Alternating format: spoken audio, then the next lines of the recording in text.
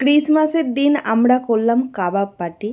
সকালবেলায় তাই চিকেনটাকে ম্যারিনেট করব বলে রান্নাঘরে চলে এলাম, কারণ চিকেনটাকে 6-7 ঘন্টা ম্যারিনেট করে না রাখলে সেরকম কাবাবটা খেতে হবে না। তার জন্য তো প্রথমেই আমি নিয়ে নিলাম এখানে সর্ষের তেল 2 চামচ মতো, আর এখানে দিয়ে দিলাম কাশ্মীরি লঙ্কা গুঁড়ো। সর্ষের তেলের মধ্যে লঙ্কা গুঁড়োটাকে মিক্স করলে যেই কালারটা আসবে, আপনি ডাইরেক্ট যদি চিকেনের মধ্যে দেয় বা তরকারির মধ্যেও দিলে সেই কালারটা কিন্তু আসে না।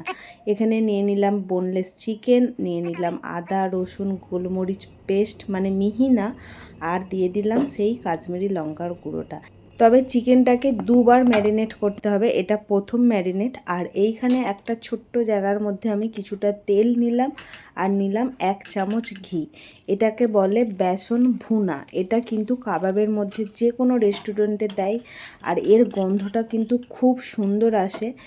একদম গ্যাসটাকে অল্প 2-3 মিনিট স্লো করে রেখে কিন্তু এটাকে বন্ধ করে দিতে হবে। আর ঠিক এরকম পর্যায়ে এলে আর খুব সুন্দর একটা স্মেল এলে তখন কিন্তু এটা একদম রেডি। তবে এটাকে এবার ঠান্ডা করতে হবে।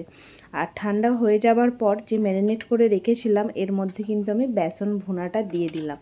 দেখুন, দিয়ে আবারও এটাকে কিন্তু ম্যারিনেট করতে হবে। টোটাল 2 থেকে 3 বার ম্যারিনেট করতে হবে।